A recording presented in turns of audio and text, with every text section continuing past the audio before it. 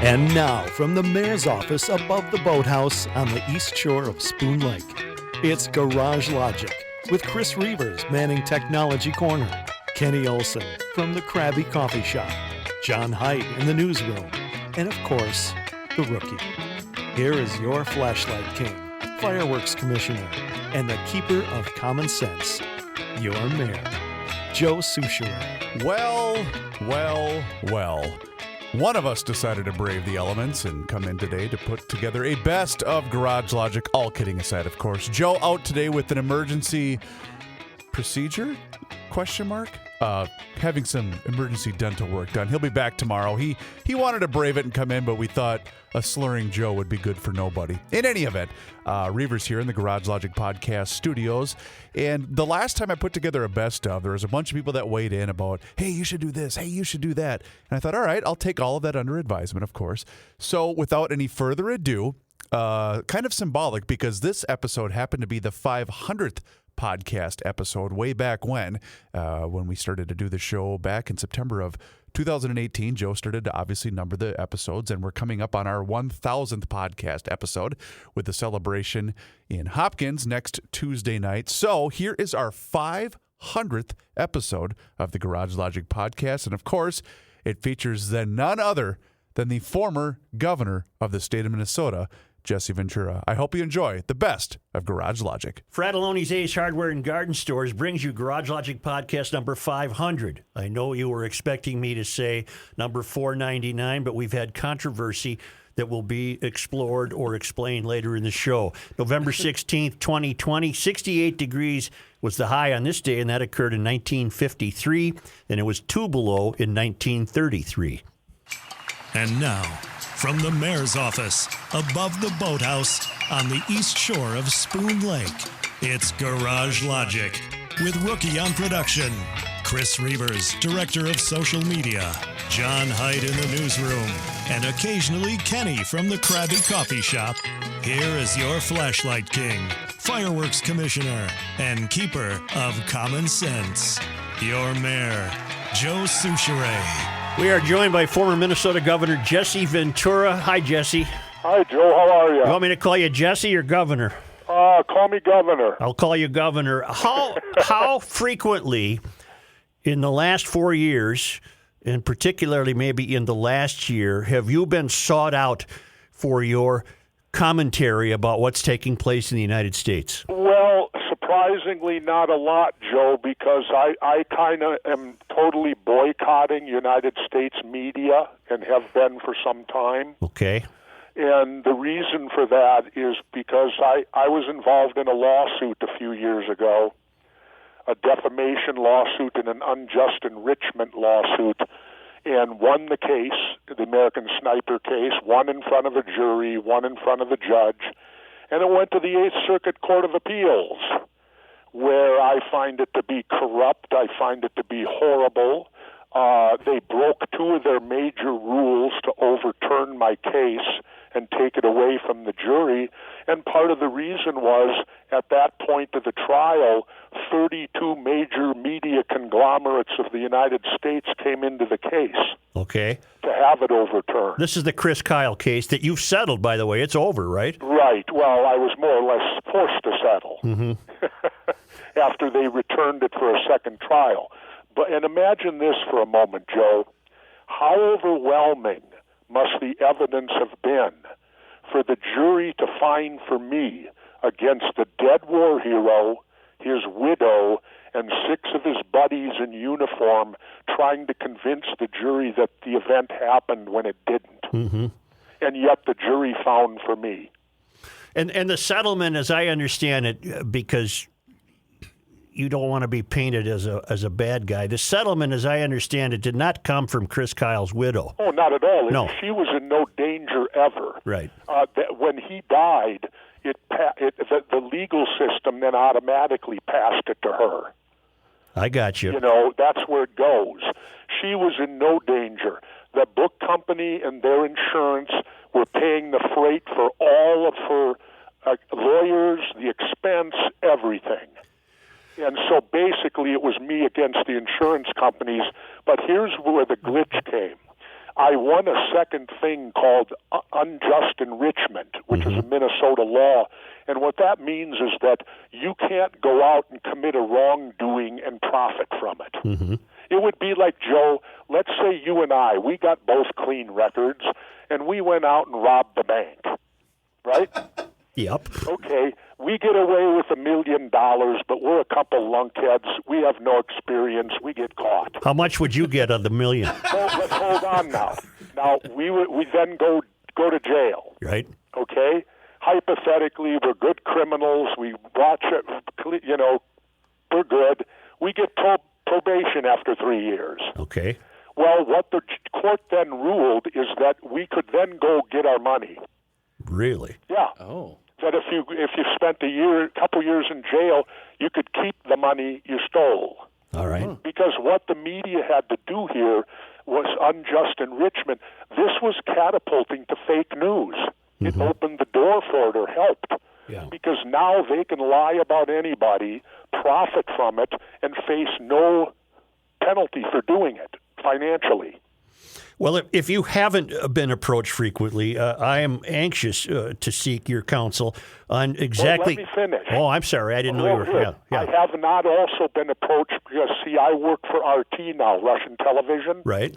And I've been there 4 years, and they pay me for my opinion. Okay. So I figure, hell, I'd rather go with the people that pay me than to work for the media who stuck it to me, and now I get to help their ratings and make them money. The hell with them. I'm not going to make them any money anymore, so I'm not talking to them, and I don't. Anything that I say, I do through RT. But it's Russian. So what? It's the Ruskies, Jesse. Well, let me put it to you this way, Joe. All right. They're about the best company I've ever worked for. Really? Yeah. They when I signed with them, they give me 3 months vacation paid, January, February, and March to go to my home in Mexico. Right. So who gets 3 months vacation? Not me. That's right. Joe only gets 2.5, Governor. Okay. Anyway, though, they also, during the course when I signed with them, they offered me full health care. Okay. And I declined it because I had it through the Screen Actors Guild, and I didn't want to create trouble because if you get two carriers, they're going to fight with each other. Right. So I did not declined it. Well, partway through, I'm in Mexico. I get a letter from my 30-year union. Been a member for 30 years, vested. Mm-hmm. They pulled and took my health care from me because I wasn't working in the industry out in L.A. Mm-hmm. So I lost my health care. Now, my wife and I got to face something here. What do we do? Then it hit me. Wait a minute. RT offered me health care. I called them up. I told them the situation, how my 30-year union just dumped me. I don't have my health care. Would there be a chance? Could I reconsider and get it? The Russian lady goes, Governor, I'll get back to you in about 10 days. I said, thank you. She never did. In 6 days, Blue Cross Blue Shield cards arrived for my wife and I. Really? Wow. Yeah. So the Russians had no problem with giving me my health insurance. They also built a studio right in my basement. Mm-hmm. So during the pandemic, it doesn't affect me work a bit because all I do is walk downstairs and hit 3 switches. Have you ever been to Russia? Yep. You have? I went over. They flew me over there before I signed. I went to this 10th anniversary. It was of RT. It was the infamous one they all talk about. Mm-hmm. Let's see who. Gorbachev was there. Putin was the keynote speaker. Jill Stein was there. Various other people. I didn't see if General Flynn was there or not. I didn't notice him. I met Gorbachev that night. Here's an interesting note that took place, too. During my entire trial, federal, the federal judges in everything they wrote, they never once referred to me as governor. I was called Ventura. Mm-hmm. Yet when I went to Russia, Vladimir Putin walked all the way across the room to me, came over, introduced himself, held out his hand. He said, thank you, Governor. I said, you're welcome, Mr. President.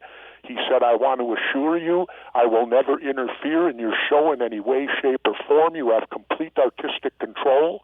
I said thank you, and for 4 years now he's been a man of his word. All right. He has not interfered in my show. I can say anything I want, and they've been wonderful.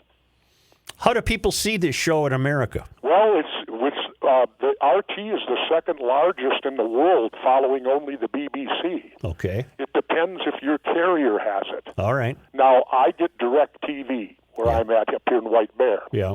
And it's channel 321 on DirecTV. I don't know what it is on other carriers. I know some carry it, some don't. Here's the other good part, Joe, you'll enjoy. We have to register as foreign agents. Now, where is our media on this? Mm-hmm. Where is our First Amendment outcry? Mm-hmm. That we have to read. I cannot go on the floor of Congress because I work for RT. I'm offended over that. I'm a Navy Vietnam veteran. I'm a mayor. I'm a governor. I've paid taxes to this country my entire life, and I can't go on the floor of Congress because I work for RT. I'm unaware of that. I would think your American citizenship would trump that. Well, the problem is this. You're unaware of it because our media won't talk about it because we're their rival and they don't want us here. Okay. Because we do a better job than they do. You know how I can prove that? Simple.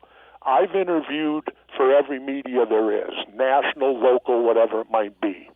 And they all got a little system, especially the national, NBC, CBS, CNN and all them. Yeah. They do what's called a pre-interview, where they call you earlier in the day and they get you to talk so that they can then adjust the interview accordingly. If they don't want you to talk about a certain thing, they know and they can steer away from it.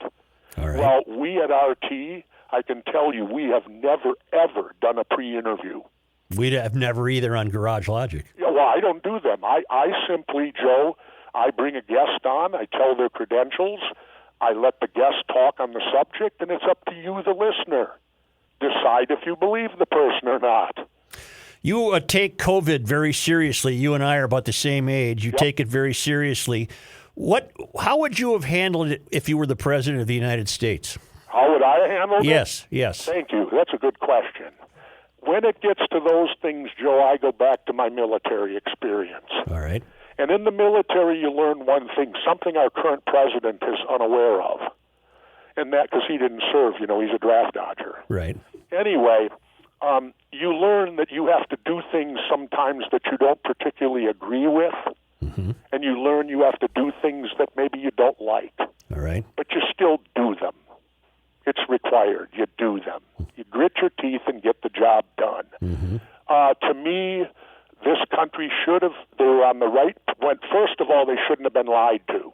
Right. When Trump found out in January how deadly this thing was, let me put it to you this way, Joe. If Donald Trump would have been the commanding officer of my underwater demolition team, he would have been relieved of his command. He would never command again. He would probably face a court-martial in Portsmouth Naval Prison. This is the commander-in-chief of our military now. Mm-hmm. He lied to the troops. He covered it up, and he did it for his own personal gain and put the people or his troops in danger for his own personal gain. If you did that as a commanding officer, they would take your command so fast your head would spin, you'd be court-martialed and go to prison. So, for starters, you would have been out front with the American public. Absolutely. You cannot you have to tell the truth, tell them what they need to do, and then, of course, they need to respond, and that's where I'm disappointed in the American people today. Mm-hmm.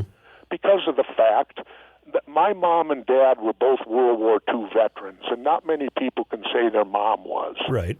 My mom served in North Africa before Normandy. Right.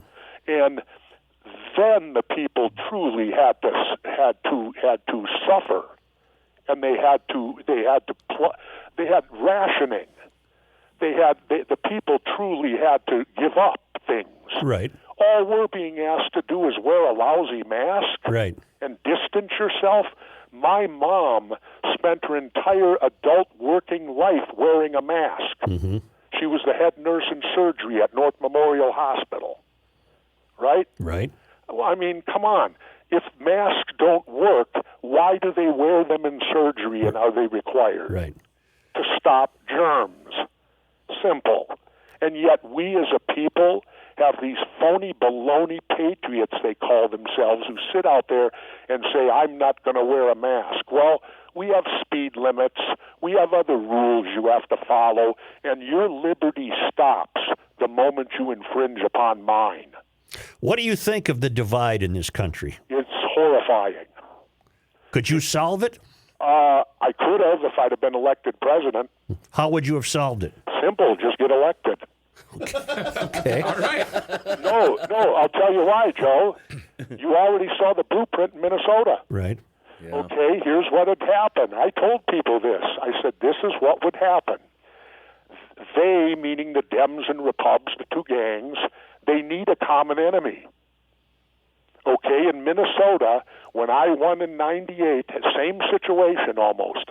I had a Democratic Senate and a Republican House. Mm-hmm. Whomever I aligned with generally prevailed. Mm-hmm.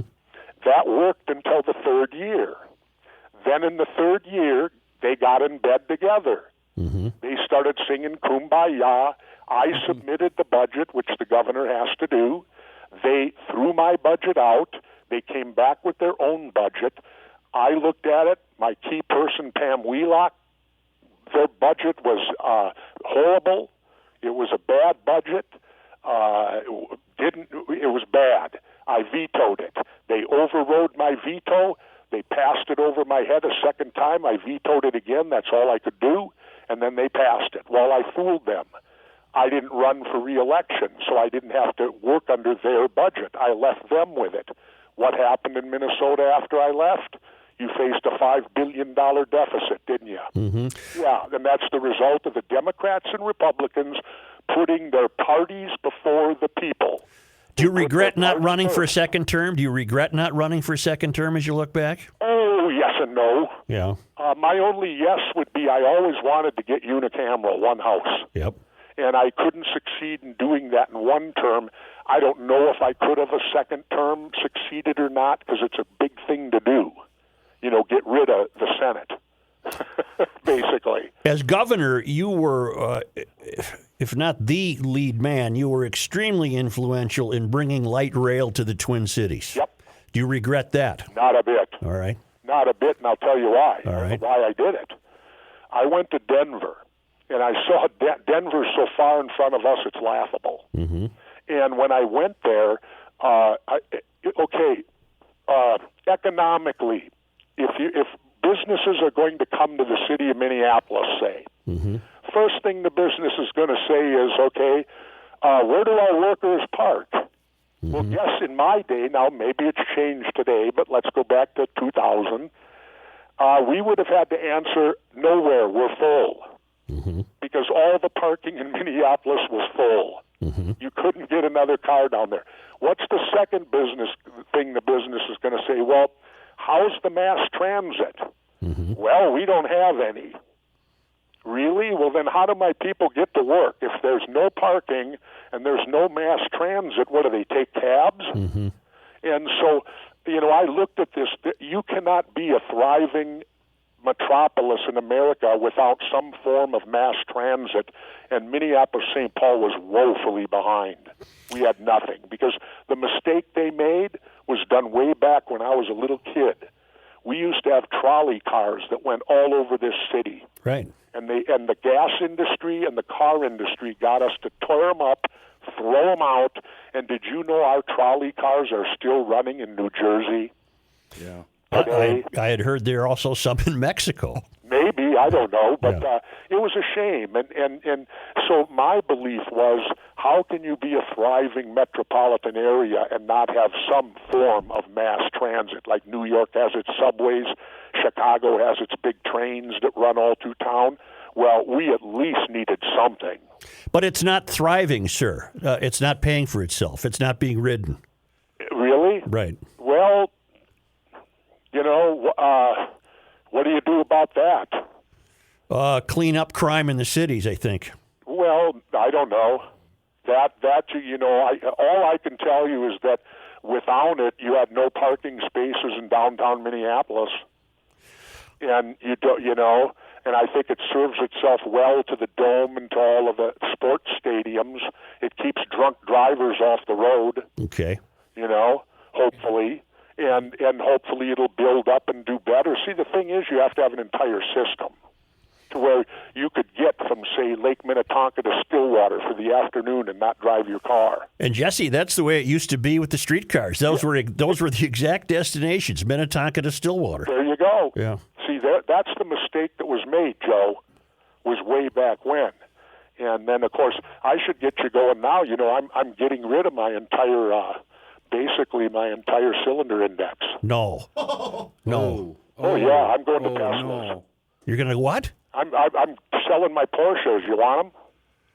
Oh, I'd certainly like to talk to you about it. Because I'm going to Teslas. You are, huh? Oh, absolutely. It's the Tesla Roadster cannot be beaten. Kenny Olson would love to ask you a question, sir. Governor, you touched on something briefly, and Joe changed the subject. You brought up loyalty to the party as opposed to loyalty to the people, which I kind of believe is part of the problem, that we're at such odds with each other right now. How do we change the fact that the Dems and the Republicans are loyal to the party and not to us? What do we do to change that? Well, you have to stop electing them, which is virtually almost impossible because they've created a system that benefits only themselves. That's right. It's a two-party. Ralph Nader had it right when he called it the two-party dictatorship. Mm-hmm. And he's right on with that. And see, the whole system is set up to keep any third entity out of the game. Are you familiar what happened in the 90s with Ross Perot? Sure. Well, it's an interesting story because Perot got 1 out of 5 votes in 92. Then in 96, he wasn't even allowed to debate. Why? Because Clinton and Dole cut a deal. Mm-hmm. Dole didn't want Perot in the debates because Perot eroded from his conservative base. Clinton didn't want debates at all because he was so far ahead he didn't need them. And so they cut him down to 2 debates. They were held by design on the same night as the World Series. And that was the deal that was cut, and Perot was then eliminated from debating. Can you imagine? You get 1 out of 5 votes in America the previous election, and no one's allowed to hear you 4 years later? It's amazing. And see, that's what's got to happen. We have to take our government back from these 2 parties. Hey, I believe it was John Adams stated, one of our founding fathers, he said, when political parties take over the country, that'll be the end of the country. Yep. Have you been satisfied with the Trump presidency? Don't hold back, Governor. Don't hold back. Tell me, I want to know what you think. That's why we're talking today. He had an opportunity to do some great things, and he accomplished a few. Mm-hmm. But his first big mistake, and maybe it wasn't a mistake because he won, and I can't deny the fact that he won the 2016 election. He just did it differently than I would have. Mm-hmm. He did it by becoming a far-right evangelical Republican, which he's not. No. That's the biggest laughable joke I've ever seen, watching him stand there with him. Let me put it to you this way. How do you think the Republicans would have reacted if Barack Obama had been married 3 times and had kids from 3 different wives? Well, I think it would have been outrage. Exactly, and yet the evangelical right totally embraces Trump. Mm-hmm. I mean, what hypocrisy is that? Yeah, it's. And so when he joined the far right, that's when he really lost me. Mm-hmm. And then what really put him over the edge with me, where I had no time for him anymore. I didn't agree with the guy on everything, but when he trashed John McCain. Yep. Yeah. Because John McCain was a POW who spent a great deal of time in the Hanoi Hilton. That had to be hard on you to hear him say that. Oh, I'll tell you, when he did that, I thought, you, a draft dodger. And let me tell you something, a little story here. Every guy that served in the military as an enlisted man can relate this same story. Doesn't matter if you're Marine, Navy, Army, whatever. The first night of boot camp, you'll go to boot camp the first night, and one guy there in the middle of the night will go crazy, schizophrenic. wet the bed, cry for his mom, go nuts. In the middle of the night, the authorities will come in and remove him. Well, you're in boot camp, out of sight, out of mind. That's the last you see or hear of that person. You don't know what becomes of them. Mm-hmm. Well, I think I can confidently say that person would have been Donald Trump. Who would wet the bed, cry for his mom, and do everything else to get out of going. And what he did to John McCain, I'll never forgive him for. And then when he comes out and calls us Vietnam guys suckers, well, we didn't have rich fathers. He's your typical rich white boy who didn't have to go. There's only one rich white boy I know that went. You know who that was? Kerry? Huh? Kerry? No, went in the military and went to Vietnam. McCain? No, rich white boy. Oliver Stone. Well, I also mentioned John Kerry. Wasn't he a rich white guy? Oh, I don't know. Yeah. But my personal is Oliver Stone. Right. Because you know that in Platoon, the Charlie Sheen character is Oliver Stone. Okay. Oh, I didn't know that. I learned that from his son, Sean, because I said to Sean, I worked with Sean, and I asked Sean one day, I said, Sean, when your dad did Platoon, I said, the Charlie Sheen character, I said, that was him, wasn't it? And Sean kind of looked around, looked at me, and nodded and said, yeah. So the Sheen character is, because remember when he's there and he quit the big Ivy League school, joined the infantry, go to Vietnam, and the black actor goes, man, we got us here a crusader. Oh, yeah. Remember that I do scene? remember that. What we got here is a crusader. I'll always laugh over that scene.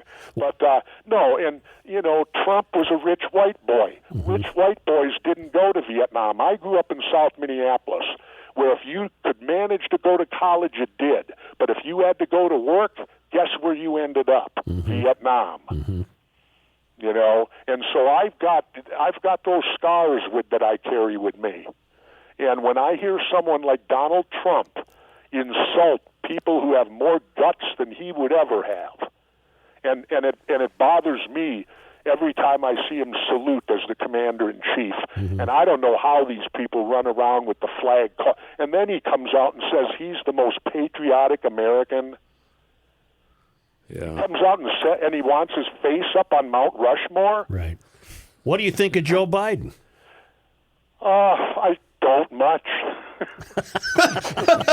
I think, in a way, maybe we needed Joe because he's level-headed and he's the exact opposite of Trump. Maybe that. But to me personally, we needed someone independent, but they made sure this was the year to do it, but they made sure you couldn't.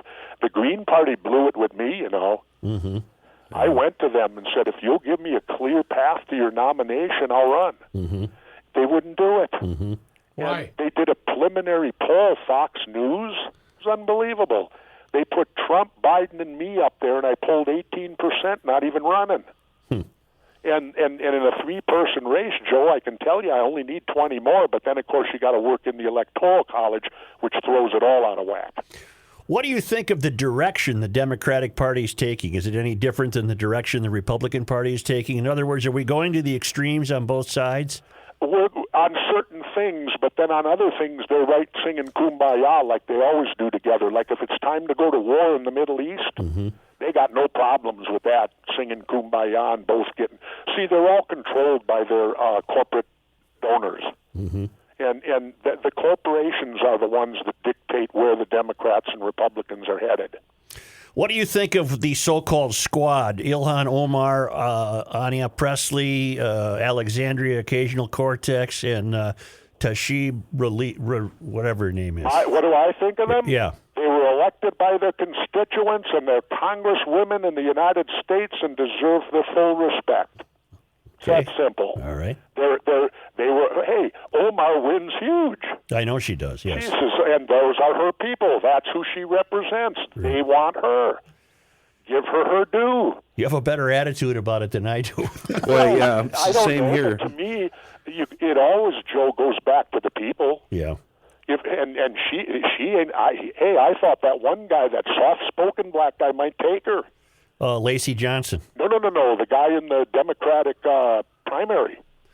Oh, okay. His name's escaping me. Oh, yeah, I can see his face. Yeah. Yeah, because he had money. Mm-hmm. Geez, he was running an ad every 10 minutes, damn near, it seemed like. And she blasted him right out. And so obviously she is extremely popular with her constituents. And isn't that what she's supposed to be? I can't argue with that fact. Yes. Well, you obviously don't live in her district. No, I do not. And you probably wouldn't move there. Kenny Olson does. I do, Governor. Actually, I live really close to Roosevelt, Governor, and I got to feel like I'm not. Represent Roosevelt? Yeah, she represents that district down there in South Minneapolis, and I don't feel like I'm represented at all. Not at all, sir. Well, then move. Yeah, actually, the house is on the market. Jesse, you were thinking of Antoine Melton Mew. There you go. Yeah. Yeah, there you go. I mean, he had those ads, and I thought, gee, he's a soft-spoken, very intelligent man, and maybe because she's so controversial, he'll beat her. And shoot, she blew him out of the water, and then she took care of the other guy, so it's clear that her constituents like her, and as far as the other three throughout the country, what's the matter with getting their opinion? All right. Where do you... Joe, we're supposed to be the melting pot of the world. Right. We're supposed to be the place where everybody comes to and survives, and we are the epitome. I've already come out and said we ought to take down the Statue of Liberty and put it in a damn museum. Yeah. Because we don't follow the thing on it. Yeah. We don't want your poor no more. We don't want your downtrodden. We only want your rich people and them that have jobs.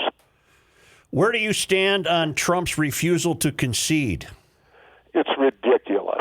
All right. It's utterly ridiculous. He's harming the country.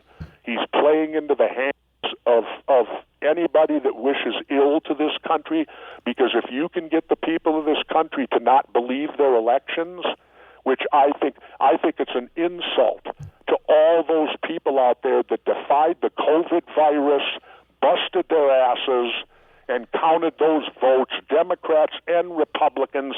They were all watched. Even Trump's main guy in Homeland Security said this was possibly the most secure election we've had in this century. Mm-hmm. And for him to pull the crap he's pulling now because he can't face he lost. Right. It's you know, what type of example, and I guess to his followers they think he's wonderful. Yes, they do. Yes. You know? Well, 72 million people voted for the man. I know. Yeah. That's what causes me to take a deep breath and go, boy, I didn't realize there were 72 million. Hang on. Watch yourself, buddy. Watch yourself, buddy. Tread lightly. You know, well, I'm not running again, so I don't have to please nobody. Yeah, that's true. Let them have it, Governor. You know, I'm not running, and I laugh when I went to Wheelock Whitney's funeral. Yeah. Arnie Carlson, Governor Carlson was there, and he got up. He said one of the funniest lines I've ever heard out of him, and unfortunately it was at Wheelock's funeral. He said, "Everybody tells me run, Arnie, run." He goes, "Hell, I can barely walk." You know, speaking of that, Governor, when Trump did win the election back in 2016, I believe it was Joe or somebody on the show said that you running in '98 laid the groundwork for him being elected in 2016. Well, we didn't necessarily lay the groundwork for him, but we did a little because he came and met with me. Oh, he did? Oh, God, yes. Oh. I'm forever getting pictures sent to me that I refuse to sign. Okay. Oh, Me and interesting. him standing together. Mm-hmm. No, he flew in here to meet with me. And the big thing he took from me, that you'll all know, and this is what he took from me. When I ran for governor of Minnesota, I didn't do fundraisers. I didn't give a crap about the money. All right. I had name recognition. As long I won the I only raised $300,000, Joe. Really? Yeah. And that year the Dems and Repubs spent combined $12 million to beat me, and I won. So I raised $300,000, and I told my people, I said, look, I don't want to do fundraisers. I hate them. I dislike them. My mom and dad raised me. You get paid for work done. You don't come up to people and say, give me money so I can go do this job. Mm-hmm. But I realize it's a necessary evil. You have to do ads and you have to do all that stuff. But today it's evolved into jobs. Every one of these campaigns are nothing but job things where people get paid. It's all the transfer of money. Anyway, that aside, when I ran raising $300,000, I went out and I told them, book every college in Minnesota. And they told me, are you crazy? They said, college kids don't vote. I said, they've never had a chance to vote for Jesse the Body. I said, are you kidding me? I said, if you book me at the college, they'll be hanging from the rafters, and those kids are going to vote. So they did it. Yeah, they did. I went to all the colleges, and it was just like I thought. I went to Carleton. I went to the exclusive schools here. Went to all kids hanging from the rafters. Couldn't believe, Then they came to me and said, look, you can't coach football on Friday night. We need you to campaign. And I said, baloney. I said, I coach in the toughest league in the state, which we were at the time. We drew 8,000 people to 10,000 people to every game every night. I said, if you can put me in front of 8,000 people every Friday night, then I won't coach. All He right. said, well, we can't do that. I said, then get out of here. I'm coaching. All right. I'm in front of 8,000 people every Friday night. You know when I knew I was going to win the election? When? When we were playing, I was at Champlain Park, and we were playing our arch rival, Coon Rapids, right across the river in their stadium. Right. We go over there to play them, their arch rival, Coon Rapids Champlain, and on the other side of the field, the Coon Rapids side, they unreeled a banner. Said, go, Jesse, go. Really? Nice. And I stood for a minute and thought, now they're a rival. Yeah. And if they took time to make a banner, I'm going to win this thing. But anyway, getting back to Trump and all that, what I did, I went to rallies. I went to things where people gathered, and I'll tell you this, if they show up at a rally, they're voting for you. Right. Because they ain't going to take time to go there. Well, he certainly They ain't for you. certainly seized on the rally idea. Oh, yes. Yeah. And that's the big thing he stole from me was the rallies. I didn't raise money. I held rallies, and we did that on the college campuses. And you won't remember because it's not near and dear to you, but I have it framed downstairs in the Enemy newspaper. Yeah. And it says Ventura wins the day after the election. And right underneath it in the sub-headline, throngs of young voters turn out. Yes, they did. That's what I was going to ask. So proud Yeah. because, number one, I was right, which always makes you proud. Yep. And number two, that I inspired the young people to get out there and become players. And that I will give Trump credit for.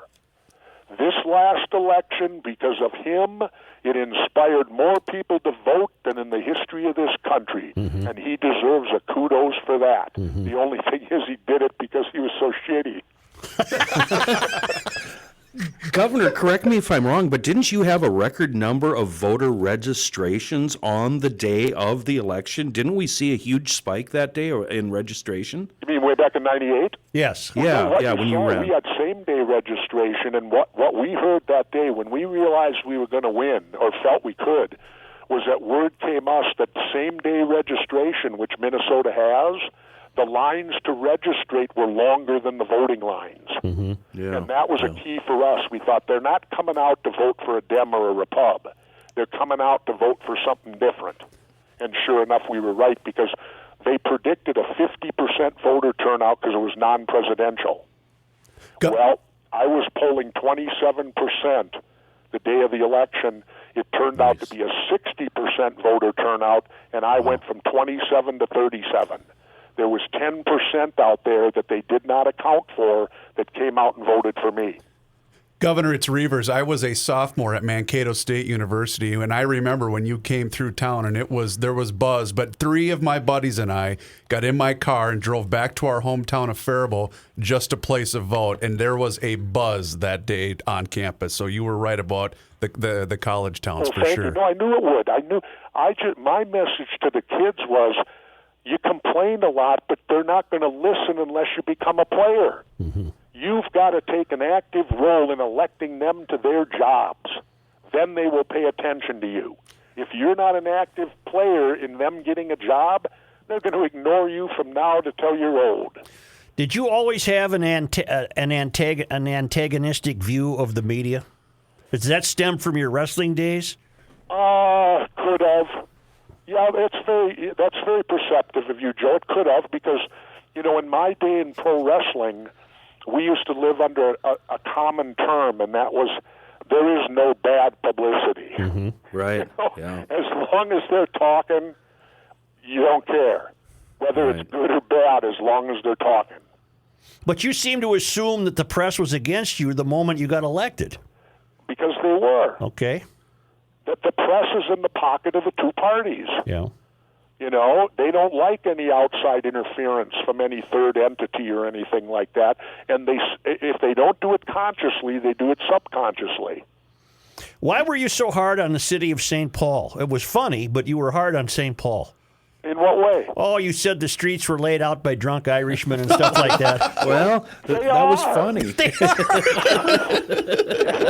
here's the reason why. That was David Letterman. Right. And he set me up, and what could I do? Yeah. No, you got to remember, Joe, I'm from Minneapolis. Right. So I'm a Minneapolis kid. Yep. Now, in Minneapolis, I grew up on 32nd Street and 46th Avenue. Okay. You know exactly if somebody's on 38th Street, that's 6 blocks away. Right. Yep. And it's that way. And then if it switches and goes to names, they're alphabetical. Right. Yes. St. Paul, in my whole life, you could blindfold me, take me over there, spin me around 4 times, take off the blindfold, and I wouldn't have a clue where I was.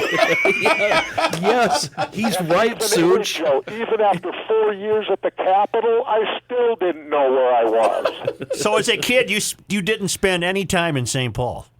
The only time I spent in St. Paul, a friend of mine in the neighborhood, his father and mother were divorced, and his dad lived over in St. Paul, and there used to be an old store over there that sold the classic comic books. Okay. And we used to ride the Lake Street Selby bus to downtown St. Paul because we knew where this store was. And we would buy these classic comic books there because they had them all. And that was my only dealing with St. Paul, other than when the St. Paul kids would come to our side of the river and we'd fight with them. Yeah. The reason that happened was because in my day, St. Paul was a bunch of greasers and Minneapolis were the baldies. Okay. In Minneapolis, we were all shaving our heads. Yeah. And in St. Paul, they all used Brill cream. Right. A little dab will do you. And they walked around with them pointed-toed shoes with the elastic on the sides. Yes. Yeah, that was St. Paul. See, the thing that was unique then was the two cities were as different as night and day. Right. The kids were different. Everything was different between the two cities, and that was kind of neat. I agree. I wish we still had that rivalry. Yeah. And then, of course, the other rivalry, Joe, was, St. Paul ain't beat us in a Twin City football game in, 18 years? Right. When I was there, and we prevailed. How much of your... Minneapolis Roosevelt, we were undefeated. We played St. Paul Central in the Twin City title game and beat them 21-6 at the old brick house. And they had a team, or St. Paul Central had Dave Winfield there. Yep. You referenced football earlier in Champlain Park in '98. Wasn't that the year that Cretin out-recruited you guys? No, that was the year we beat them down at the Dome. Okay, that's what it was. All right. Cretin was undefeated, and they had beaten Maple Grove on the way there, which Maple Grove was our second-place team in our division. So I let it be known to Greg Gagne and Vern, and their kid played for Cretin, Greg's kid. Yep. I said, well, you might have beat our second team, but you ain't going to beat our first team. All right. We went out and ended Cretin Durham Hall's undefeated season. Nice. Beat them at the Dome. Did you have a great relationship with your mother and father? I'd like to think so. Is your personality shaped by your upbringing, do you think? Oh, yeah. Yeah? Yeah, because I was a latchkey kid. What's that mean? Well, that means both your parents work. Okay, yeah. So in the morning, I'd get myself off to school. Right. And I'd get home before they'd get home. Mm-hmm. And so they used to call that a latchkey Right, kid. They right. put a little key on the rope, and that was your necklace. Yeah. Well, I didn't have to do that. I forget where we kept ours hidden some damn under a flower pot or some damn. Under the carpet where George kept the money. Yeah, where George kept the money, right. Jesse, Rookie has told that story. I would really love to hear it from you. It's a very charming story. Well, my mom and dad both lived through the Depression. Right. And so my dad had kind of a feeling of not trusting banks fully. And we had moved from South Minneapolis after I graduated up to New Hope, close to North Memorial, so my mom was still working then. And we moved into the house up there, and my dad, of course, he was retired. He would spend all summer at the lake cabin, and my mom would go up on the weekends. Right. And so, but my mom liked that because when he was up there in the summer, she could do anything she wanted with the house in town. Right. And he wouldn't know. She'd have it done before, and he'd never notice anyway, probably. And so he goes up to the lake, right? Yeah. My mom had got all set up for new carpeting. Yep. So the old man's up at the lake, and the new carpet guys come in, and they lay in all the new carpet in the split level out in New Hope. And fortunately, they were honest carpet men. Yep. Because when they tore up in my dad's TV room, where he used to go watch TV all the time, he had slit the carpet, and I don't know if it was $10,000 or something like that. Yeah. I can't remember anymore, but it was in the thousands. He had it in envelopes, and he had slid it under the carpet. Oh, my word. And that was his hiding place. Right. So these guys pull up the carpet, and there's, I don't know, $6,000, whatever it was. And fortunately, they were honest men because the guy walked down with it and handed it to my mom. Oh, boy. And he said, "We found this under the carpet in the room right up there." Of course, my mom gets angry and hits her, "That damn George, what the hell is he doing?" And so she's now going to make him sweat. Oh, yeah. Yeah. So she goes up to the lake that weekend, and I know about it. We all know. And she informs my dad, and his name was George, and I had a relationship. I called him George. Yeah. You know, and my friends did too. He was that's the way he liked it. Okay. And so she tells George she has ordered new carpet, and the new carpet men came in and put on all new carpet, and they're all over da-da-da-da bragging about it, right? He's sitting there, right, and all of a sudden, you know, he's in a cold sweat. He knows what's there, and she ain't saying nothing about it. Yeah. So she makes him sit there all the way till right before dinner, right? Yeah. And when he's sitting down for dinner, she walks out from the bedroom with the envelopes, flops them on the table, and said, "Is this what you've been thinking about?" Naturally, he had to admit he had. Yeah. And then she proceeded to chew his ass out. And warned him to never do that again. He said, like she said, what if something happened to you? Yeah. I wouldn't know, the kids wouldn't know, no one would know that you had this money stored. Yeah. So anyway, that was the story, and it was pretty good. That is a pretty good one. That is a pretty good one. The better one was the first time we got him to try pot. Oh, I got to hear this.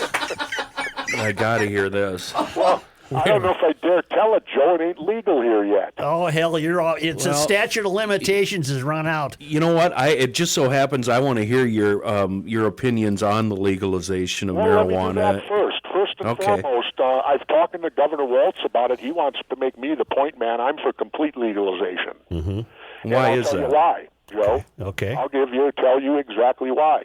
Cannabis has changed and given me my life back. Really? Yep. Without it, my life would be gone right now.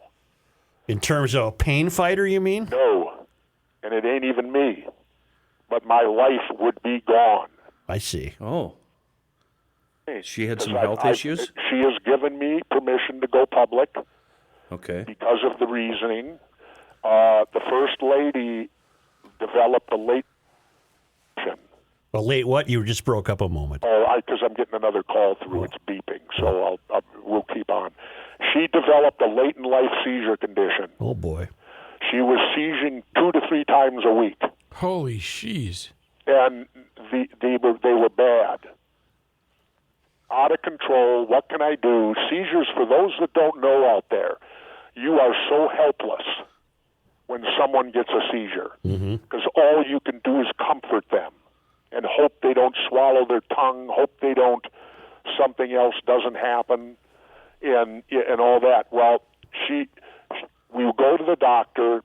They put her on 4 different seizure medications, one after the other, after the other, after the other.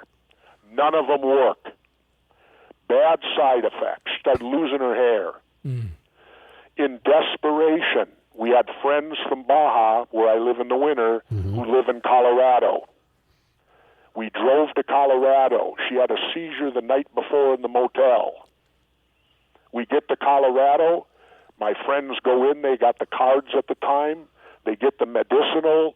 At that time, 3 drops under the tongue.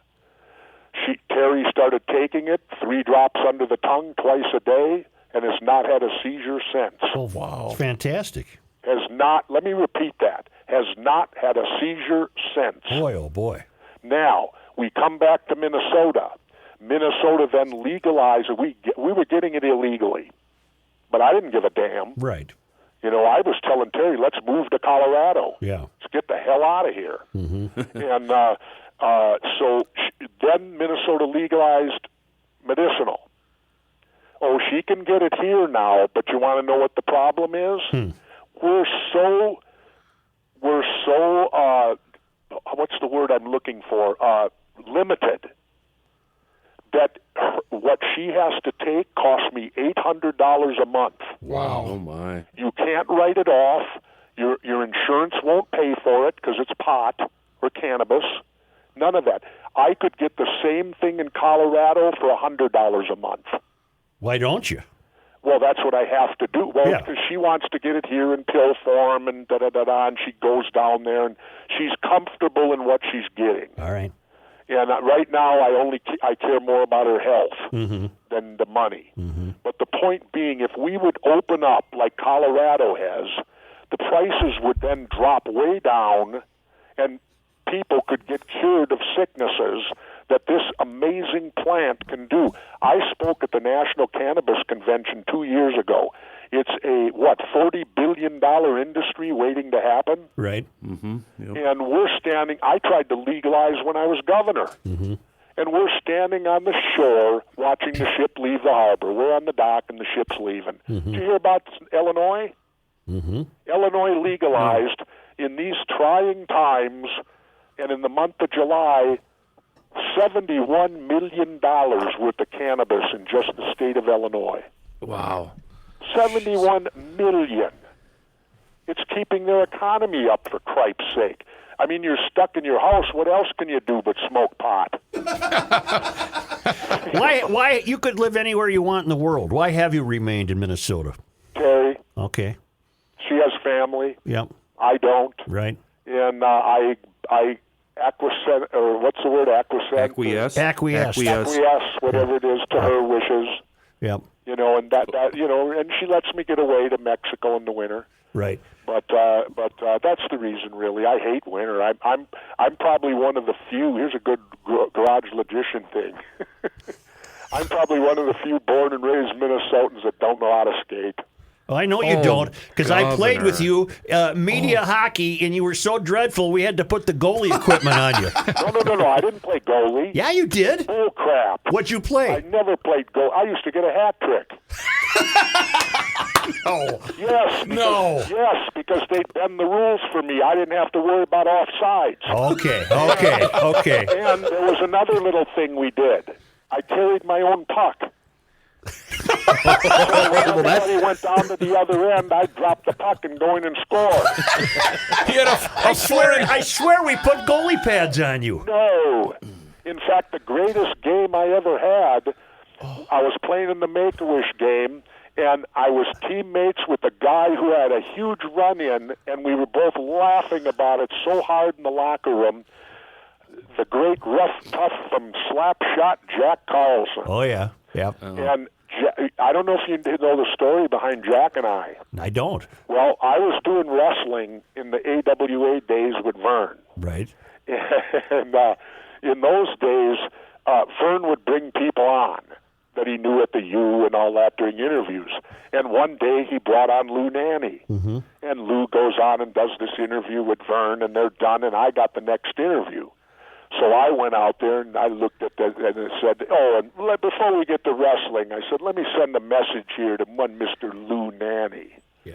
I said, Nanny, anytime you want to find out how tough your tough guy is, Jack Carlson, I said, let him try me once, and we'll find out how tough Jack Carlson is. And then I went on to the wrestling interview, because in those days you could do them that way. It was great. Yep. Well, what happened was at the time they played at the old Met.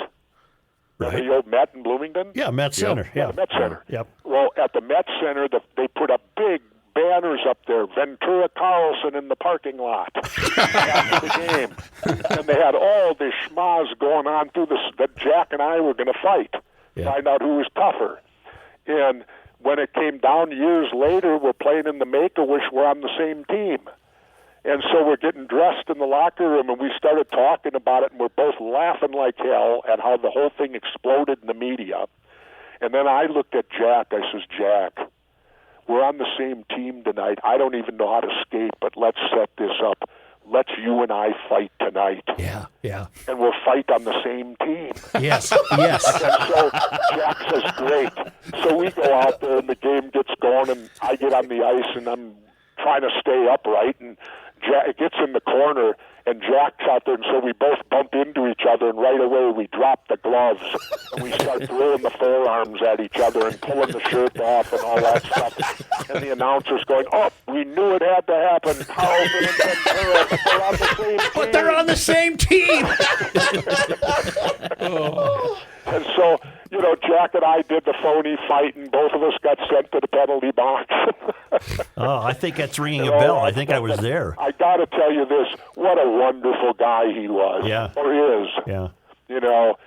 Total sense of humor on it, went along with the program just great, and it's a shame he was in the playoffs and not in Slapshot. Right. Yeah. Governor, what's your relationship with Tim Walz? Very good. Do you like the way he's handling the pandemic? Yep. All right. And I'll tell you why I have a good relationship with him. All right. After he won election, and I know how exciting it is to win, 24 hours later, he called me personally and scheduled a meeting with me. Mm-hmm. No other governor has ever done that. Never. Interesting. No other Dayton or Pawlenty never asked me about nothing. And Governor Walz set it up for the following Monday. I went to the Capitol. He and I sat in a room by ourselves for, I would say, close to 2 hours. And all he wanted to do was pick my brain. Why do you think so many people in the state resist his edicts? They resist keeping their gatherings small. They resist the mask wearing. They resist the social distancing. Why in the world has this had to become political? Because they're stupid. Okay. Is that a good, quick answer? Yes, it is. Right to the point. Right to the point. I couldn't come up with a better one myself. No, they are. Yeah. This is utter stupidity. Mm-hmm. Masks work.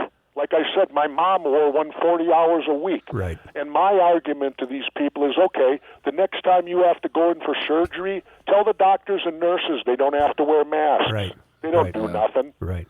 See what kind of response you get, from the doctors and nurses if you do that. No, it's called stupidity.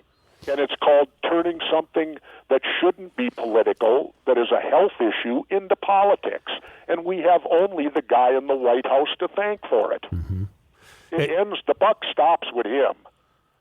As you look back on your life, are you proud of the fact that you were governor? Oh, God, yes. Yeah. Oh, how would you not be? Yeah. Joe, when I grew up in South Minneapolis, the last thing that would have ever passed my mind was that I would end up the governor of the state. I can imagine that. It would never have crossed your mind. Never. I fell into politics really by a mistake, really. It was just over an issue up in Brooklyn Park, Right. a neighborhood issue. And when I saw how corrupt the actual politics were, I just felt the need to participate and do something about it. Who was the Shrubgate? Who was that? Bob. That was Bob Stromberg. Bob Stromberg. Yeah, Shrubgate. What shrub? He had the city cutting his own shrubs, and that was yeah, no, I got a phone call from a constituent. I'm mayor. And she says, why are the city crews over at Councilman Stromberg's house doing his landscaping? And I said, well, I didn't know they were. They said, you ought to take a drive by. So I jumped in my car, drove over. They even had a team out there with the signs. Oh boy! You know, go and stop. You know, as they and they're trimming his. You know, because he had a sweet deal with Benny Palm. They had a Parks and Recs, and so you know how they had to get around it. I took it public, and they then had to offer that service to everyone in the city of Brooklyn Park. Oh, boy. wow. Well, otherwise, he was receiving something a regular citizen couldn't receive. You can lose your job for that. Yeah. As a city councilman or a mayor, you can't receive something that any other citizen can't receive. And he's sitting there getting the city of Brooklyn Park doing his yard work. You know, you're considerably younger than Joe Biden, who will be 78 on inauguration. You are younger than Donald Trump. Yeah. Do you think that you have a run in you as president of this country? Left? Yes. To be honest, Yes. the only way I could do it, but the only way I'd have enough to do it was the way I explained it to the Greens. If you'll give me a clear path to the nomination.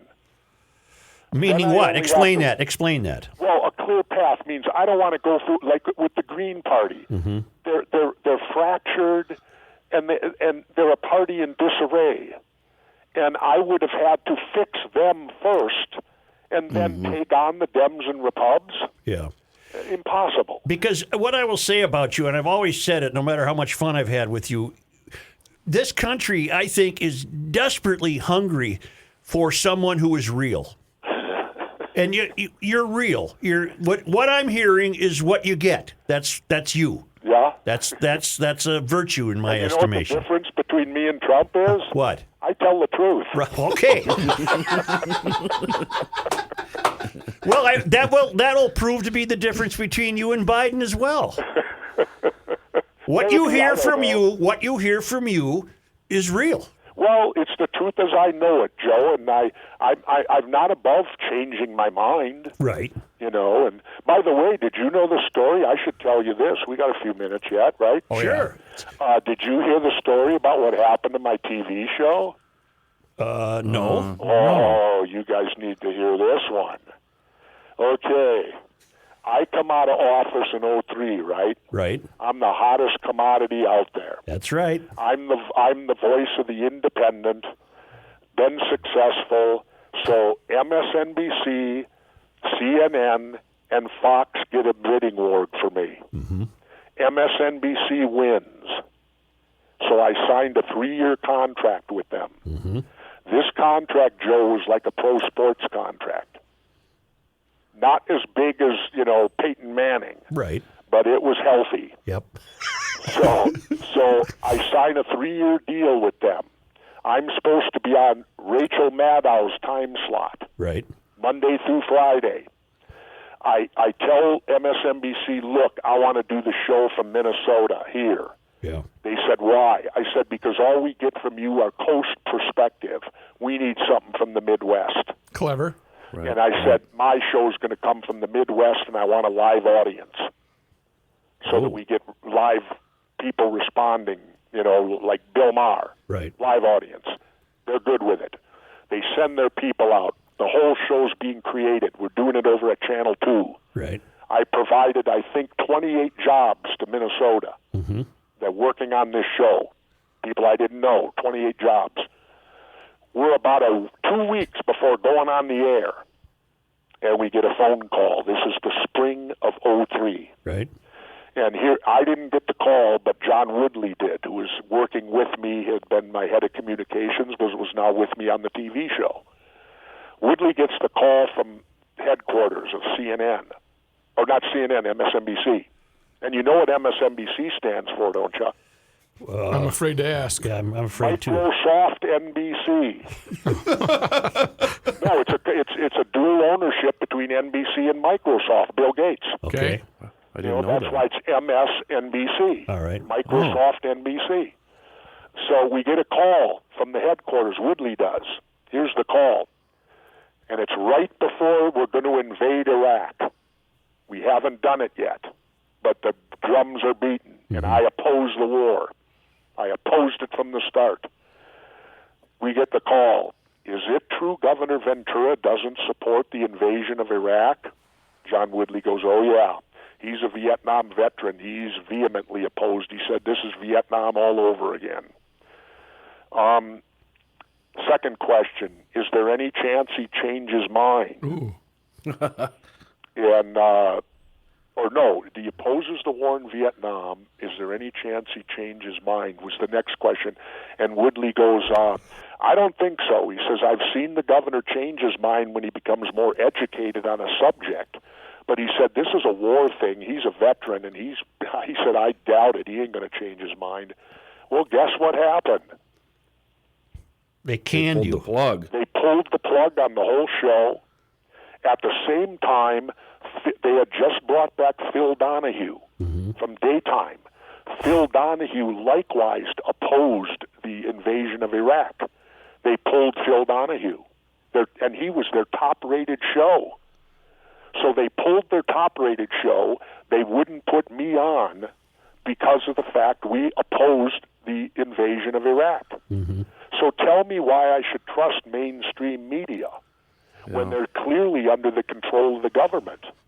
If they have the power to keep you off the air because of a political position you have, What was in it for them to be so strongly in favor of the war in Iraq? I don't know.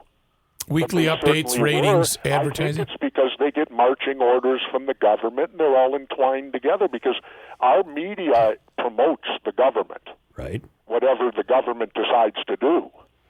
Well, please tell me you got some money out of that deal. They just couldn't pull the. You had a contract. Oh, I got it all. Oh, okay. The All right. governor does not walk away empty-handed. I can guarantee you that. Rookie doesn't call me Midas for nothing. King Midas, you're right. Anything this guy touches turns to gold. I'm glad you remember Governor, that. No, Joe, here's what happened to me. I got silenced. Yep. From 03 to 06, Yep. I had handcuffs on. I had tape over my mouth because my contract said I could not do any news shows and I could not do anything on cable or satellite TV. I'll be damned. They had me exclusively for 3 years. Right. They paid me every penny Yep. for 3 years. And that's why you didn't hear from me till after 06. Okay. Because I was under a contract with them. And when I went to Mexico, here's what happened. I went to Mexico on vacation when I got out of office. Sean Penn lined me up with a great thing down there. In 04, I went and taught at Harvard. Yep. And I remember became that. a Harvard fellow. In 05, I went back to Mexico again, traveled around, found the house I wanted, and bought it. Guess who paid for it? MSNBC. Yes. Very good. Now, it's time to teach you guys a little something about Mexican heritage or whatever. All right. Down there, homes are called casas, All right. Yes. and everybody has a named casa. Right. Well, I came within an eyelash of naming mine Casa MSNBC. Because they bought my casa Yep. Yes, they did. and even gave me more money besides. You don't have a silo full of tortilla chips, do you? A what? A silo full of tortilla chips? No. Have you ever heard have you ever heard Will Sasso do an impression of you? I don't know. Oh my God, Jesse. It's more, funny. He's more like you than you are. Well, that's great. You know, that's flattery is, that's the finest form of. Governor, he should be writing you a check is what he should be doing. I don't care. He can Okay. make a buck off doing my voice as long as he don't get me in trouble. All right, everybody, let me talk to you turkey necks. You know, no, I mean, as long as he don't get me a lawsuit or get me in trouble or Right. anything like that, I Right. don't care. Right. What's the year? Can we of back these- up, guys? Can we back up? I've got this burning question for the governor, and it's back to weed and your health right now. I'm wondering how you're doing with pain and stuff from your wrestling career, and have you ever tried CBD or weed or anything for that pain? Well, I've been involved in experimental medicine for a long time. Yeah. Do I have pain today? Not consistent. I mean, I've had my hip replaced. Yeah. You know, I had the new technique at the time in '08 called hip resurfacing. Okay. They don't actually cut your femur bone. They clean up your ball and socket, cover it with carbon titanium steel, and put you back together. Oh, that sounds No, painful. it's great. You don't have a cut femur bone. Huh. You know, and I got that through a friend in Mexico who's a triathlete. And he said that's what happens to all the triathletes. They get this hip resurfacing, but you have to be a candidate for it. I had it done at Mayo, Dr. Truesdale, the best in the business. So I've had a hip replacement. I suffer from something today that I don't know if it's at all related to wrestling, but I have non-specific neuropathy of the feet, Yep. which basically means your feet are numb. Yeah. And when they tell you non-specific neuropathy, and that was Mayo too, that means your feet are numb and we don't know why. Okay. But that just means, though, that Joe might get a pretty good deal on that manual transmission Porsche, huh? Yeah, you can't even push the clutch in. It's difficult to drive it. But anyway, here's the deal with that. I have a hard time with my balance now. I can identify. Because people don't realize how much you need to feel your feet Yeah. until you lose it. Right. And like I've had to quit surfing Oh boy. because I can't balance on the board no more. Right. You know, I can't have that feel which you need to have. Yeah. You know, otherwise you're going to take a lot of tumbles at the wrong time. Right. What year are those Porsches? Huh? What year are those cars? Oh, here we go. Well, I got the big one. I got the one that it's lapis blue metallic. Yeah. It's a 2003 Yeah. 911 bi-turbo. Right. Was that another MSNBC buy? That was pre-MSNBC. Okay. All right. Bi-turbo. I think 450 or 500 horsepower, whatever it is, 6-speed. Mm-hmm. And the great thing about this car, I got all the wood on the inside, Oh, wood yeah. steering wheel, wood, everything. Yeah. The great thing about it is I don't think it has 23,000 on it. Oh boy. It's 17 years old and has only 22,000 miles. Wow. What's the other Never one? seen a snowflake. Yeah. And right now it's in my basement of my garage here up on the things Right. that keep the tires round. Right. What's the other one? The other one is it is the first Boxster S in the state of Minnesota. Oh boy. That's a 00. And it was the first. They came out with the Boxster, and then they beefed it up with the Boxster S. I got the first Boxster S ever delivered here in 00. It's arena red Yep. with that kind of beige interior, like convertible. Yeah. And that's my car I drive more, but that's a 00, 20 years old, and it's only got, 65,000 on it? Did you ever have to replace the intermediate shaft bearing? Nope. Well, I've heard about that, but I haven't had to. I heard about it the hard way because I sold my Boxer to a great young guy, and 2 weeks later the damn thing failed on him. Oh, really? Yeah. And he No, I've heard about them. I've heard about it. Yeah. But I haven't. Mine's only got 65, and the guys, I take it to a great place up here in White Bear. Yeah, Jesse, mine had 27,000, and it went. Wow. Yeah. But we don't need to. We don't need to hold you with car talk. No, here. but We don't. what did you do with the one you had in 97? No, my 91. 90, yeah. What That was would have been my Baltic Blue one. Yeah, okay. Sold it. Okay, gotcha. Yeah, no, I just sold it. I seen it one day. Yeah. All right, but now let's get Somebody back. locally bought it, and it was up at the Porsche place that I take mine to. Okay.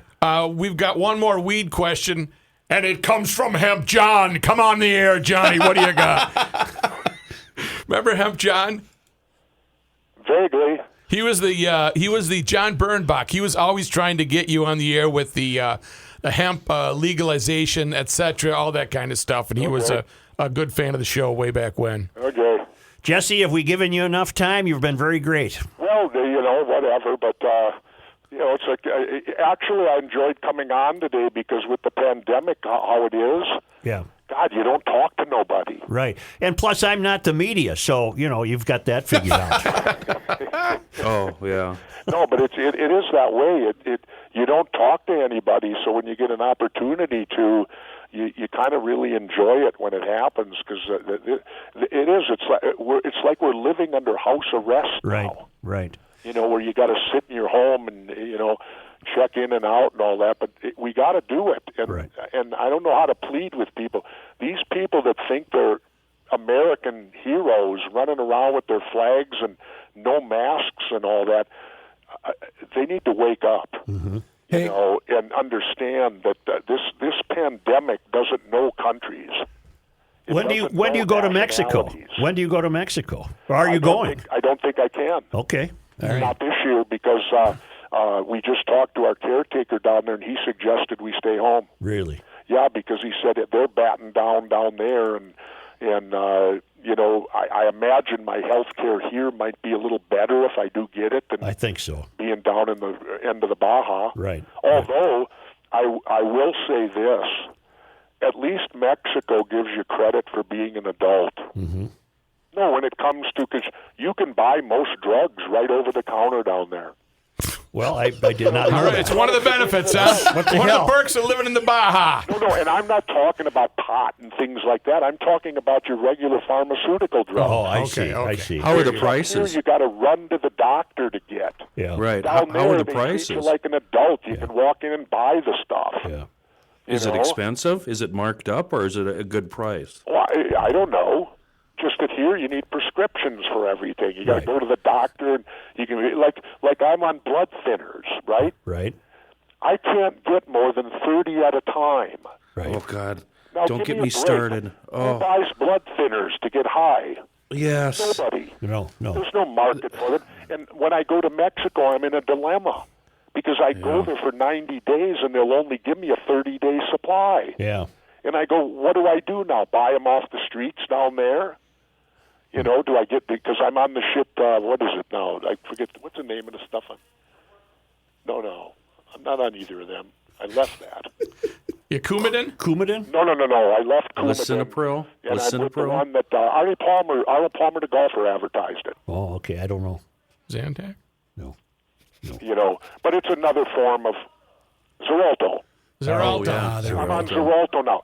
They'll only give you 30 days of it. Yeah. And, Yeah. and I say to them, but I'm leaving for 90. Yeah, that's What right. am I supposed to do, not take it for 60? I think And you're an adult, and you figure, can't they give you a 4-month supply? You It think ain't so? like I'm going to overdose blood thinners. this would be a great endorsement for you. I can hear it now. Doodle doodle doodle Xarelto. Doodle doodle doodle Xarelto. Doodle doodle doodle Xarelto. When Oh, you're down that's in Mexico. hysterical. But and I'll tell you what else is great about Mexico, Joe. Yeah. And I'm considering moving. If Terry would do it, I'd move to Mexico permanently. Yep. The taxes. Yeah, I can imagine. Oh, no, their whole system. Yeah. We always knock Mexico for being stupid and corrupt and all this. Are you kidding me? Do you know how their tax system works? I don't. Oh, you'll know now. Your taxes are due, property tax. You own a home, right, Joe? Right. Okay. Imagine if you lived under this. Your property taxes are due in March. Okay. If you agree, like I do, to go down on January 28th, Right. which means February's only 28 days. Right. If you go down like I do on January 28th and pay your property taxes, Yeah. Mexico knocks off 20%. Oh boy. If you do nice. it in February, they knock off 10%. Oh boy. If you do it in March, it's the normal price, and then, of course, April, the fines start. Oh my. But if you pay early, now, here's my question. I do at the end of January, so in 30 days, I get 20% on my money. Tell me an investment that would do that.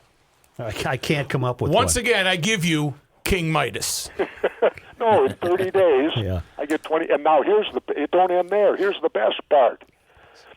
I actually was contemplating of going after dual citizenship, Right. Mexican and U.S., because if you're a Mexican citizen, on the day you turn 65, your property taxes, whether you own a palatial mansion or a shack, get cut in half. Wow. You got to talk Terry into the right thing here. No, they get cut in half because the Mexicans understand that you work your whole life for your home, and when you get 65, your income, it becomes harder to earn income. And they understand that, and they don't want you thrown out of your home. Right. So they cut your...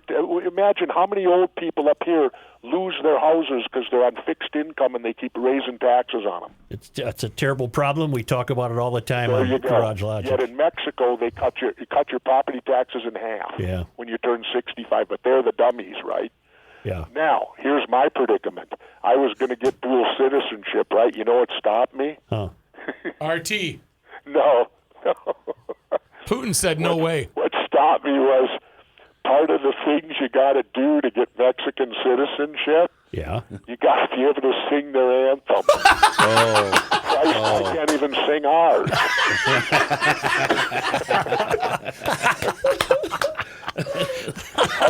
I knew I was dead meat at that point. There's no way I'm learning this anthem. Just ripped up the paperwork and threw it away, huh?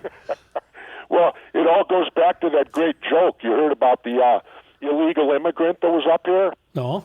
Yeah, he was up here and he went to the ball game and he said, I don't know why everyone thinks that the United States is so hostile to us illegal immigrants. He said, when I went to the ball game, they all stood up at the start and asked if I could see.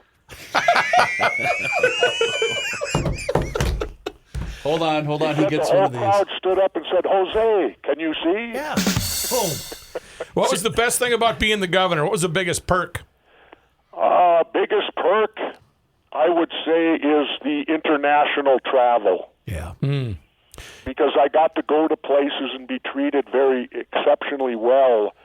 I went to China, and I'll never forget getting an audience and sitting down for 1 hour with Fidel Castro. Oh, boy. Oh, that had to be fascinating. Oh, I'll tell you quickly. Castro and I became friends. Really? You were cozying up to Castro. I never would have guessed. First of all, he told me I had to come back to Cuba and next time bring my wife and family, and he would take care of me. I never did, and I regret it today that I didn't. I imagine he would have put me up pretty good on the beach. Yeah, probably. And second of all, Castro was, I got the chance to sit with him for an hour, and with 20 minutes to go, I glanced down at my watch, and he caught me. And he looked at me and said, I'm sorry, am I keeping you from something? Oh, boy. Ooh, wow. And I thought, okay, be honest. I said, no, sir. But I said, you've only given me 1 hour, and I have only 20 minutes left. And I said, I would hope I could ask you some personal questions. Yeah. Castro looked at me and said, ask me anything you want. So I said, I was about 12 or 13 years old when John F. Kennedy was assassinated. And I said, I've been studying that assassination for virtually my entire adult life. And I said, there's many scenarios that you figure very prominently in. I said, I would just like to hear your take on the day President John Kennedy was murdered. Oh, my God, I couldn't shut him up. Really? Wow. The first thing he told me was it was an inside job. Second thing, he said Oswald couldn't make the shots. You know that as well as I. Right. That's what he said to me. Third, he said a lot of people like to put the blame on me. He looked me right in the eye. He said, do I look suicidal to you? I said, no, sir. He said, well, I'm not. And he said, I love my country too much. If I would have killed Kennedy, Cuba would have been wiped off the face of the earth. Right. Yeah. That's a good point. He said, I would never put my country in that position. Ever. He said it was an inside job. And then he told me, he said he believed that Kennedy was on the verge of changing his policy. to Cuba because he said at that moment a reporter Kennedy had sent to me named Jean Daniel was setting up a clandestine meeting between Castro and Cuba, or Castro and JFK. Right. And when word came in that Kennedy had been killed in Dallas, and I learned this later by looking up Jean Daniel, the reporter. When Kennedy was announced he was killed in Dallas, Daniel said Castro immediately dropped his head and stared at the floor and was silent for about 2 minutes. When he lifted his head up, he looked and said quietly, "This is bad. This is very bad." And so having an audience for 1 hour with Fidel Castro, and then it even went on from there. When I announced I was not going to seek re-election, one day I was going home. I wanted to go back out to my house, and Bosacker, my chief of staff, said, "No, you got to go to the governor's residence." I said, "What for? It's Friday. I don't want to go there." Fun Friday. And he said, and he kind of looked around and whispered, "Cuba." Yeah. I said, "Oh, okay." So I went to the governor's residence, and I'm there. In comes the Swiss embassy car, because Cuba can't have no relationship here. Right. Back then, guy from the Swiss embassy, I bring him in the library, sits down. He said, "Well, I'm here on behalf of Cuba." I said, "Yes, sir, I know that." He said, "I have a message for you from Cuba." And I said, "Okay, what is it?" He said, "The message is this. Cuba understands that you're not seeking re-election, but Cuba also wants you to understand that a friend of Cuba will always be a friend of Cuba." That's pretty cool. In other words, even though I was giving up my power, Fidel, because when he said Cuba, that's another word for Fidel. Right. Yeah. He said, "Fidel's sending you the message. You're still my friend." Wow. Yeah, but he was you hold an office or not. He was a murdering dictator. He was not any. He was better than Batista. Yeah. Okay. Because here's your argument, Joe. I imagine there's a lot of murdering dictators when you got to take over a country. It's the nature of the business. Yeah. Second of all, Castro could have never won if the people weren't behind him. Yeah. There's no way he lands with those 100 guys on the one coast and survives. Right. He had the people with him, so that means Batista was way worse than him. And I argue that with my Cuban friend Rick Sanchez at RT all the time. Yeah. I'm going to defer to you because you obviously have more experience there than I do, for Pete's sake. So when the Swiss army or the Swiss car came up and he got out, you knew it was somebody important.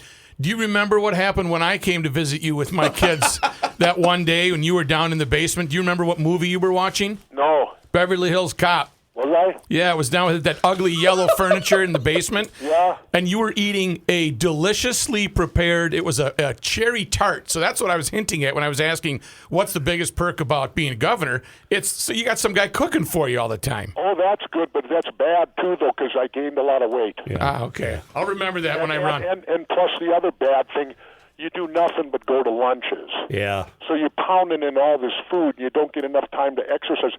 That's the great thing about the pandemic for me right now. Oh, man, I'm in the best shape I've been in 10 years. Really? You're working out. I saw a picture of you in August, and you look fantastic. Well, I this morning, before I did this show, I went downstairs and did 50 sets of weights, 750 repetitions. Any burpees? No, this is weights. Oh. And all in 2 hours. And then I have an hour rest and then come on with you guys. But I work, and tomorrow I'll do 5 miles on the elliptic machine. Hold on, one more thing, Governor. We've heard half the story from Rookie, but Rookie tried to tell the Arnold Schwarzenegger story, I believe, promoting the fact that you were going to be on the show. You remember your roast? Remember what now? Do you remember your roast at the prom center? I don't know. I don't remember. When I came out and I had all the the tights on, I had the big foam arms. I don't remember it, Rook. Sorry. Oh. Well, I did a perfect imitation. Rookie, you do so many stupid things, it's hard to recall them. It really is. It really is. Ain't that the We'll truth? leave well enough alone. We're saving that as a liner Leave for well sure. enough alone. Oh, that's so true. Jesse, thank you very much, and I hope we can do it again. Absolutely, Joe. And I wish you well, wish your family well. Stay safe, please, and please tell people as much as you can to wear the masks. We will. My God, let's get through this thing and get back to normal life in Minnesota. All right, I agree. Say hello to your family. I sure will. All right, you guys, take care. Thank Give you the very First much. Lady a big hug for me. Thank you very much. Bye-bye. See you, Thank bro. Thank you. Holy cow. Wasn't that phenomenal? What an honor. God, that was fun. I've still got a whole page of questions I Ken, wanted you were to writing ask notes him. as this was going on. I do. Well, I have a whole bunch of things I want to talk to him about. He's amazing. We're on the air. Yeah, shut him up. You know Okay, what? I guess you know I'll what? cut that out. Such, you know what I wanted to do is I wanted to get you and the governor in a cage match about the Electoral College. Yeah. Because he doesn't like he it, and hates you it. do, and I I just want to thought bring it him would back. I want to it'd have be him s- on again. Yeah, was well, fantastic. And he's You're gonna clearly have to looking cut for him a- stuff to do. Right. cut him a check. I'm He not needs, cutting him you a know, check. He'll come back for a podcast sticker. The media. Yeah. You know what that makes me want to do? What? Fry up a meatloaf. From where? Hey, I tell you what. I did what you told me to over the weekend. Yeah. I got the Grundhofer porchetta out. Yep. I put it in the crock pot frozen. I didn't even thaw Oh, it. wow, okay. I put it in frozen yesterday morning at about 7:45. Yep. By 6 o'clock, it was Falling apart. unbelievable. What'd you put in with it? Nothing. Hey. Absolutely nothing. Jesse, doing it all right. Jesse lives out near Grundhofer's. Oh, that's it would be a right. very short run for him to get up to Grundhofer's. Maybe that's where I'll get their Thanksgiving turkey. Free range fresh turkeys, $2.99 a pound. You can even call ahead to Grundhofer's Old Fashioned Meats in Hugo, 651-426-2800. But don't kid yourself. You still have to go to the store. When you do, you will succumb to the temptations of meatertainment. Meatloaf, brats, tomahawk steaks, Philly patties, rookie burgers, thick cut bacon, double smoked ham, you name it. And right now, free range fresh turkeys. It'll be the best turkey you've ever had. $2.99 a pound. This is Grundhofer's Old Fashioned Meats. It's on Highway 61. Where else? Right at the north end of Hugo.